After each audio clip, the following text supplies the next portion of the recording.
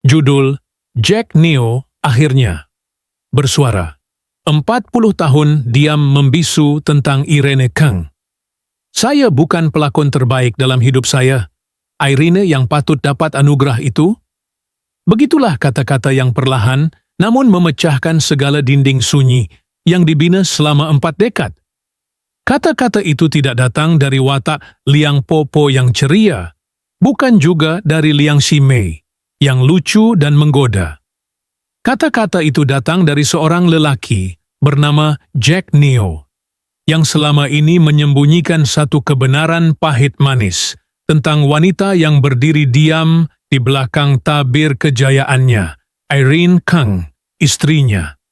Dalam dunia hiburan Singapura, nama Jack Neo bagaikan tidak asing lagi. Seorang legenda yang membentuk lanskap sinema tempatan dengan sentuhan jenaka yang menyengat, namun berisi mesej sosial yang mendalam. Tetapi, walaupun peminat mengenalinya sebagai pelakon, pengarah dan pelawak, tiada siapa benar-benar tahu siapa Jack Neo sebagai seorang suami. Sejak awal kerjayanya, Irene jarang muncul di khalayak ramai. Dia lebih suka duduk di sisi, dalam senyap, mengelak kilauan kamera dan tepukan pentas. Namun kini, pada usia 65 tahun, dalam satu temu bual khas yang tidak diumumkan awal, Jack akhirnya memutuskan untuk berbicara. Tidak lagi tentang film, tidak lagi tentang industri, tetapi tentang wanita yang selama ini memikul beban rahsia bersamanya. Irene tidak pernah mahu jadi istri kepada seorang selebriti. Jack memulakan ceritanya dengan suara yang bergetar. Dia pernah kata, dunia saya bukan dunia dia, tapi dia pilih untuk bertahan. Bertahan dalam senyap ketika nama saya melonjak, ketika saya jatuh, ketika saya dihina, dan juga ketika saya berdosa. Apa yang mengejutkan ramai ialah pengakuan Jack bahawa perkahwinan mereka pernah berada di ambang perpecahan selama hampir 2 dekad, tetapi Irene tidak pernah mengadu. Dia tidak pernah muncul di media, tidak pernah menulis apa-apa di media sosial, tidak pernah menyindir dalam diam. Dalam dunia yang penuh dengan drama selebriti, Irene Kang memilih untuk menjadi senyap. Terlalu senyap. Menurut Jack, terdapat satu peristiwa pada tahun 2009 yang hampir mengubah segalanya. Ketika itu, skandal besar menyelubungi namanya, dan keluarga mereka nyaris hancur. Namun, Irene tidak meninggalkannya.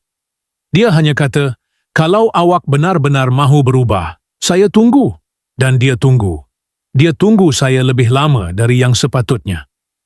Apa yang membuat pengakuan ini lebih mengharukan ialah apabila Jack mendedahkan bahawa Irene sebenarnya pernah ingin menjadi seorang pelakon sebelum dia memilih untuk menjadi ibu sepenuh masa. Dia pernah berlakon pentas sekolah, lebih berbakat dari saya, ujar Jack sambil tersenyum pahit. Tapi dia korbankan semuanya sebab saya, sebab anak-anak, sebab dia fikir satu bintang dalam rumah ini sudah cukup. Selama 40 tahun, Irene Kang menyimpan segala keluh kesah dalam hatinya. Dia menyaksikan suaminya naik ke puncak, jatuh menjunam, dikecam masyarakat, bangkit kembali, dan dia tetap di tempat yang sama, di rumah, di dapur, di ruang keluarga. Dalam diam, dia menjadi tiang yang tak pernah rebah. Dan kini, hanya selepas 4 dekad, Jack merasa bersedia untuk berkata, saya tak akan jadi siapa-siapa tanpa Irene. Pengakuan Jack ini bukan sekadar luahan hati seorang selebriti tua.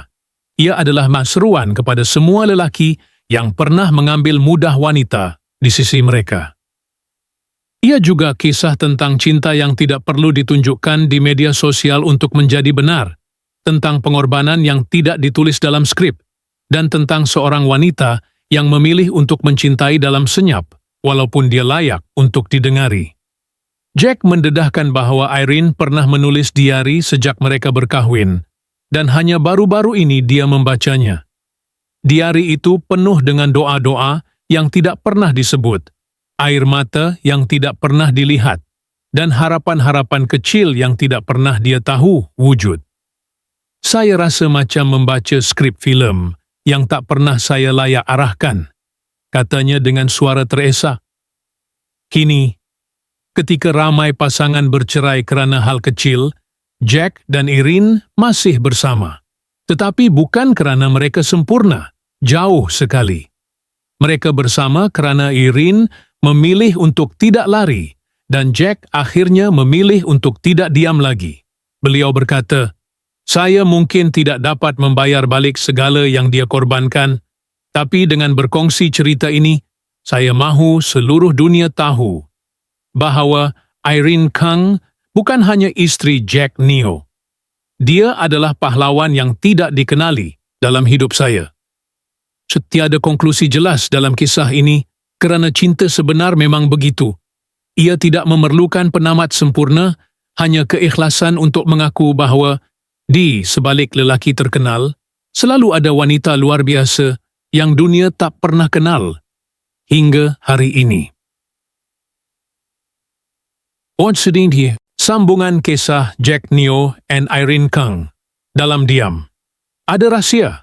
Mereka bertemu bukan di layar perak, bukan di pentas teater, tapi di pada satu perhentian bas kecil di Bedokhure pada tahun 1984. Ketika Jack masih lagi pelawak jalanan yang sering meniru suara kartun di radio. Irene, pada masa itu, baru tamat latihan sebagai guru sandaran. Dia berdiri diam, memegang sebuah buku puisi Inggris lama yang kini Jack masih simpan di dalam kotak berkunci kayu jati, di bawah tangga rumah mereka. Tidak ai tahu bahawa buku itu menyimpan Mot La Thu Tin Jau Tien, Chua Tung Juoch Jua Cho Irene. Dia tak pernah tahu aku perhati dia setiap pagi. 1 minggu, 1 bulan. Aku ingat dia tak perasan. Tapi sebenarnya, dia tahu. Jack menceritakan dengan nada yang sayu. 1987. Tahun pernikahan. Tiada majlis besar. Tiada pengumuman. Hanya sekeping gambar berbingkai kecil di sebuah studio foto Chinatown yang kini pudar warna. Mereka menyewa satu bilik di Geylang Lorong 7. Dindingnya nipis. Bunyi kuali jiran memasak malam-malam masih terngiang. Irene mengajar di sekolah rendah berdekatan. Jack menulis skrip sepanjang malam. Bilik itu kecil, tapi mereka tak pernah mengeluh. Kami hanya ada satu kipas, satu tilam, dan 2 impian. Dia mahu anak, aku mahu satu filem yang ditayangkan di Pawagam. Irene sering membaca naskah skrip Jack, memberinya komen tanpa pretensi. Kadang-kadang, dia menulis semula beberapa dialog, kerana menurutnya, perempuan tak cakap macam ni. Banyak yang tak tahu bahawa Irene, diam-diam, adalah penulis bayangan. Bagi beberapa adegan terkenal dalam Money No Enough dan I Not Stupid. Tapi nama dia tidak pernah muncul. 1999. Ketika nama Jack meledak, Irene pula menghadapi keguguran anak keempat mereka. Saat Jack berada di tayangan perdana filemnya, Irene duduk seorang diri di hospital kandang kerbau, berdoa agar anak mereka bertahan. Tapi bayi perempuan itu pergi. Tiada siapa tahu. Tiada media melapor. Jack sendiri tidak berada di sana saat Irene keluar dari bilik pembedahan. Saya benci diri saya selepas itu. Saya rasa macam penipu. Semua orang tepuk tangan untuk saya, tapi hati saya kosong. Jack menyimpan sehelai dan selimut bayi Tan yang tidak pernah digunakan. Kini diletakkan dalam laci rahsia di belakang studio suntingannya. Irene tak pernah tanya kenapa dia masih simpan. 2009. Dunia tahu tentang skandal. Irene tidak menjawab satu pun panggilan media. Dia hanya menulis satu nota kecil, ditinggalkan atas meja makan.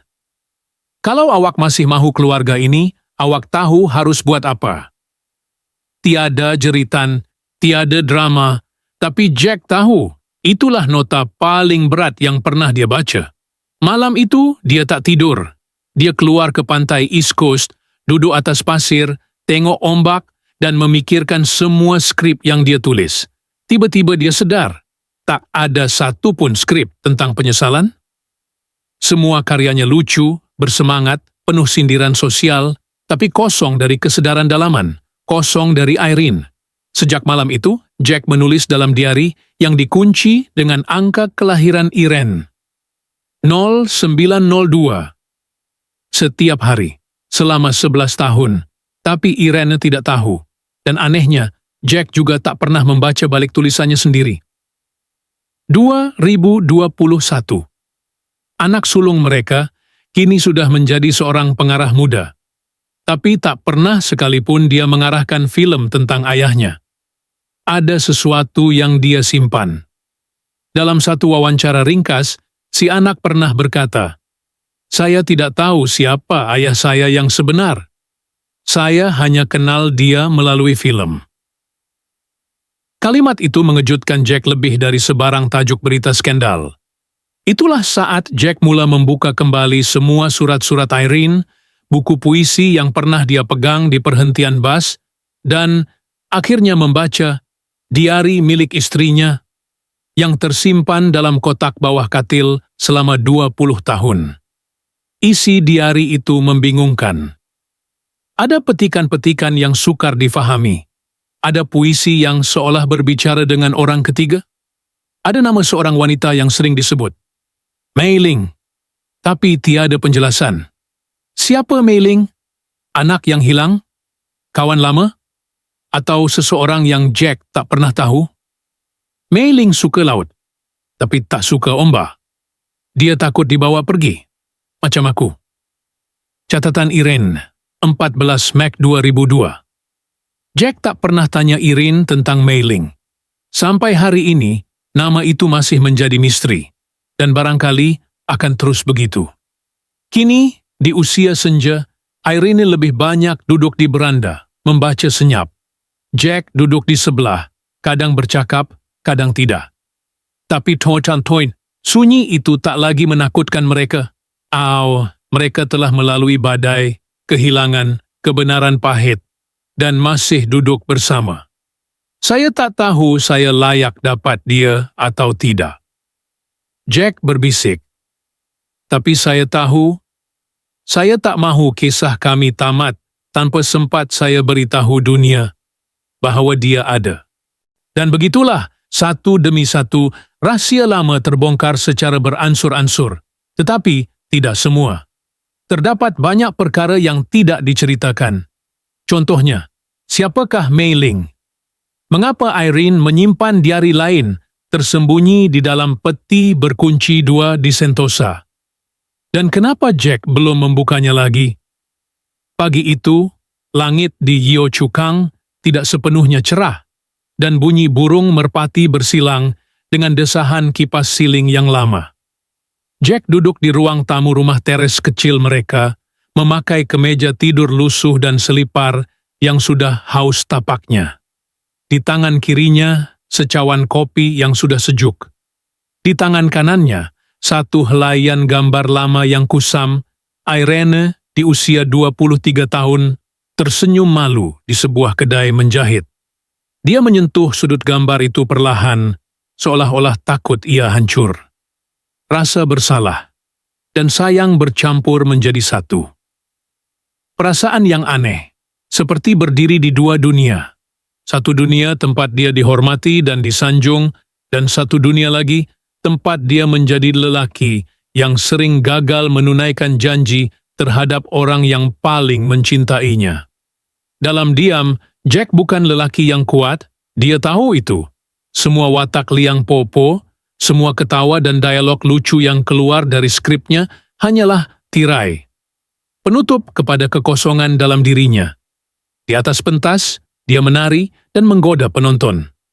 Tapi di rumah, dia selalunya bisu, takut untuk berkata yang benar. Dan Irene, dia tahu semua itu. Tapi dia tak pernah paksa Jack untuk berubah. Dia cuma tunggu. Malam selepas tayangan I'm Not Stupid 2, Jack pulang lewat. Rumah gelap, hanya lampu dapur menyala samar.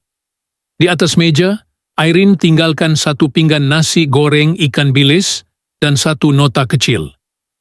Kisah yang awak cerita dalam filem. Saya harap satu hari nanti awak berani cerita kisah sebenar kita pula, tapi kalau belum bersedia, saya tetap di sini. Jack makan dalam diam. Setiap butir nasi terasa seperti beban di kerongkong. Pada waktu itu, dia faham bahawa filemnya, walau berjaya, walau mendapat anugerah, masih belum menyentuh luka yang paling dalam. Tahun-tahun berlalu, anak-anak membesar, berpindah, membina hidup sendiri. Tapi Jack kekal di rumah yang sama, dengan Irene, dengan barang-barang kecil yang menyimpan cerita. Gunting benang lama milik Irene di atas meja dapur. Kasut rumah warna biru muda yang dia jahit sendiri ketika mengandungkan anak ketiga. Bahkan kotak kayu kecil di bawah katil yang Jack tak pernah buka sepenuhnya. Irene pernah kata, bukan semua rahsia perlu dibongkar.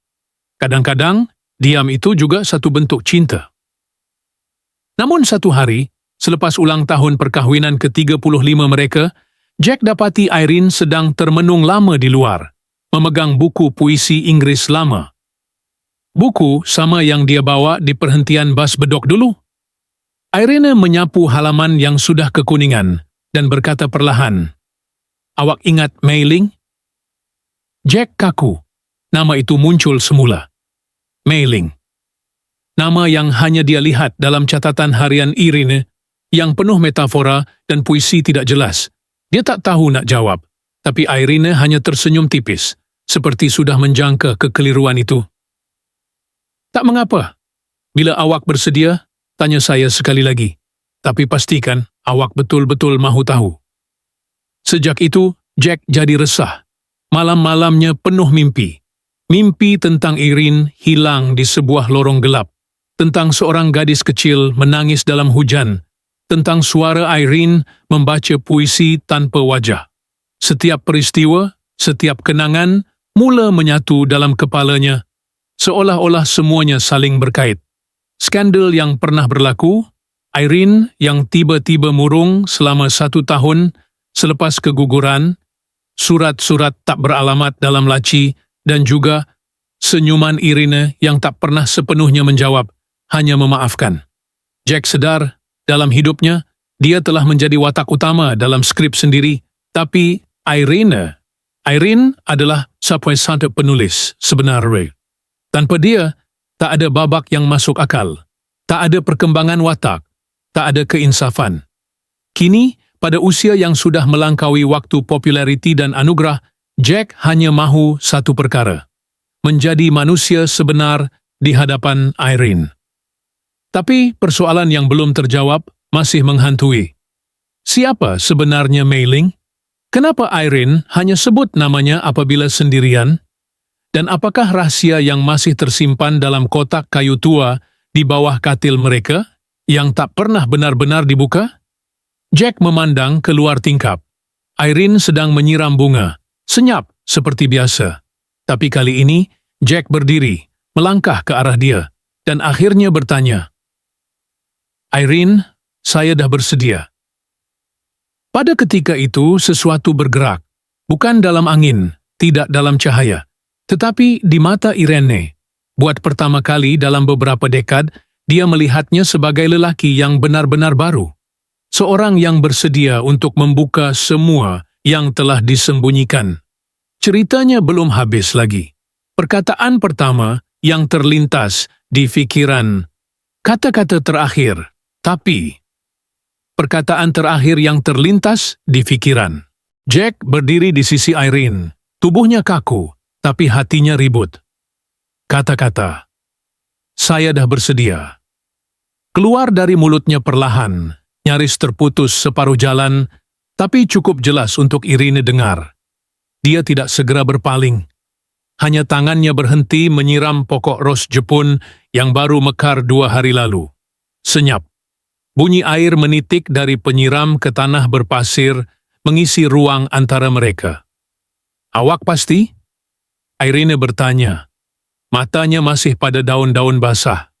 Jack mengangguk, walaupun dia tahu Irene tak melihat. Tapi Irene, dia seperti sudah lama menunggu saat ini, dan anehnya, bila ia datang, dia tidak tampak tergesa-gesa. Dia meletakkan penyiram, membuka pintu belakang, dan melangkah masuk. Jack mengikut perlahan, seolah takut akan apa yang bakal dibuka, bukan di dalam rumah, tapi di dalam ingatan. Di tingkat atas, Irene menarik laci bawah almari pakaian mereka. Di situ ada sebuah kotak kayu kecil. Kotak itu tidak terkunci, tapi Irene belum pernah membiarkan Jack menyentuhnya. Setiap kali Jack tanya, Irene akan berkata, "Belum masanya." Tapi kali ini, dia tidak berkata apa-apa. Dia hanya meletakkan kotak itu di atas katil dan berdiri di sebelah, diam. Jack membuka perlahan. Di dalamnya, hanya beberapa benda. Sekeping foto seorang bayi. Bukan salah satu daripada anak-anak mereka. Jack tahu itu dengan pasti. Kalung berlian kecil. Pernah dilihat di leher Irene suatu ketika, tetapi hilang secara misteri pada tahun 1997. Sepucuk surat tanpa tarikh. Ditulis dalam tulisan tangan yang sangat rapi, tapi surat itu tidak ditandatangani. Dan akhirnya, sebuah sampul berwarna ungu awar bertuliskan satu baris ayat, "Jangan buka jika awak belum sanggup kehilangan semuanya." Jack memandang Irene menunggu penjelasan, tapi dia hanya berkata, "Saya tak boleh bantu awak faham benda ini. Kalau awak belum betul-betul kenal siapa awak dalam cerita ni." Jack menutup kotak itu. Bukan kerana dia takut, tapi kerana dia sedar. Segala yang selama ini dia rasa dia tahu, sebenarnya mungkin hanya sebahagian kecil dari kebenaran. Irene tidak pernah bohong padanya, tapi dia juga tidak pernah sepenuhnya berkata benar. Malam itu, Jack duduk di ruang kerja. Dia keluarkan diari yang disimpan sejak 2009 dan untuk pertama kalinya, dia baca balik catatan lamanya. Di antara catatan tentang kerja, tentang anak-anak, ada beberapa bahagian yang dia sendiri tak ingat menulis. Hari ini Irene menangis dalam tidur. Saya berpura-pura tak dengar. Dia sebut nama Mei Ling lagi. Saya takut nak tanya. Mungkin dia mimpi. Saya rasa saya tak kenal isteri saya, tapi lebih takut kalau dia juga tak kenal saya. Jack tutup buku. Nafasnya berat. Fikirannya berkecamuk. Dan kemudian telefon bimbitnya berbunyi. Nombor tak dikenali, tapi bila dia angkat, suara di hujung talian berkata, "Tuan Jack, kami ada satu surat lama tertunggak atas nama Irene. Dihantar ke alamat pejabat lama awak. Ia baru ditemukan semula semasa renovasi bangunan. Awak sudi datang ambil?" Jack tidak tahu harus berkata apa. Dia hanya menjawab, "Saya datang esok." Di dalam kotak Irene, dalam mimpi-mimpi lama, dalam surat yang belum dibuka, dalam nama Mei Ling, ada sesuatu yang masih tersembunyi. Dan Jack mula faham bahawa cinta, kemaafan, dan bahkan perkahwinan, semuanya boleh menjadi labirin sunyi, di mana tidak semua jalan keluar membawa kita pulang. Tapi, siapakah bayi dalam gambar itu? Kenapa Irene menyimpan surat yang tidak ditandatangani? Apa maksud sampul ungu itu? Dan siapakah yang menghantar surat ke pejabat lamanya? Selepas bertahun-tahun, belum ada jawapan, kerana kisah ini masih belum sampai ke titik terang. Dan mungkin kebenaran itu tak seindah yang kita sangka. Jack berdiri di hadapan bangunan tua yang suatu ketika dahulu menjadi pusat produksi filem pertamanya. Cat dindingnya sudah mengelupas, papan tanda syarikat lama sudah tiada. Tapi udara di situ masih membawa bau kenangan yang tidak lekang oleh masa. Pekerja di kaunter serahkan kepadanya satu bungkusan kecil berbalut kertas coklat tiir, disertai sekeping nota. Ditemui dalam laci besi tingkat 2. Tiada pengirim. tiada cap pos. Jack menggenggam bungkusan itu erat. Ia ringan, tapi bergetar dalam tangannya. Dia melangkah ke bangku batu di luar bangunan, membuka perlahan-lahan. Di dalamnya, sekeping nota bertulis tangan, dengan kaligrafi halus yang menyerupai tulisan Irene, tapi tidak sepenuhnya sama. Jika awak membaca ini, itu bermakna saya sudah memilih untuk tidak menyembunyikan lagi. Tapi bukan semua kebenaran perlu diterima. Ada yang hanya perlu difahami, diam-diam, dalam hati yang sudah cukup tenang. Tiada nama, tiada tarikh, hanya satu gambar kecil hitam putih. Seorang wanita muda tersenyum di tepi pantai, dan di belakangnya, seorang lelaki yang wajahnya kelihatan samar, hampir tak jelas. Tapi Jack tahu, dia kenal senyuman itu. Dia pulang lewat malam itu. Irene sedang tidur di sofa ruang tamu, selimut hanya menutupi separuh badan. Jack duduk di hadapannya, menatap wajah wanita yang telah bersamanya hampir seumur hidup. Dan kini terasa seperti orang asing yang penuh rahasia. Di atas meja, kotak kayu kecil itu masih belum tertutup sepenuhnya. Sampul ungu itu masih belum dibuka, tapi Jack tidak menyentuhnya. Dia hanya duduk dan tunggu. Pagi keesokan, Irene bangun lebih awal. Dia lihat Jack tidur dalam posisi duduk. Buku catatan terbuka di pangkuannya. Di dalamnya tertulis satu ayat. Saya tidak tahu semuanya, tapi saya tahu saya belum sanggup kehilangan apa yang masih tinggal. Irene menutup buku itu perlahan, dan buat pertama kalinya dia tersenyum bukan karena tenang, tapi karena tahu ada sesuatu dalam diam yang akhirnya berubah. Di luar, langit mula mendung. Angin bertiup, lembut tapi sejuk, seolah membawa sesuatu yang pernah hilang, atau mungkin sesuatu yang belum sampai. Dan mungkin, Mei Ling bukan hanya nama. Mungkin dia bukan anak, bukan kekasih, bukan bayangan. Atau mungkin, dia adalah sebahagian dari Irene yang Jack tak pernah diberi peluang untuk kenal. Atau mungkin, Mei Ling belum pernah wujud, tetapi selalu ada. Dalam puisi, dalam diam, dalam kehilangan yang tak dinamakan. Kisah mereka belum berakhir, atau mungkin ia telah berakhir, tapi hanya dengan cara yang tiada siapa benar-benar faham. Dan di meja dapur, sampul ungu itu masih di sana. Belum disentuh, belum dibuka, dan mungkin tidak akan pernah.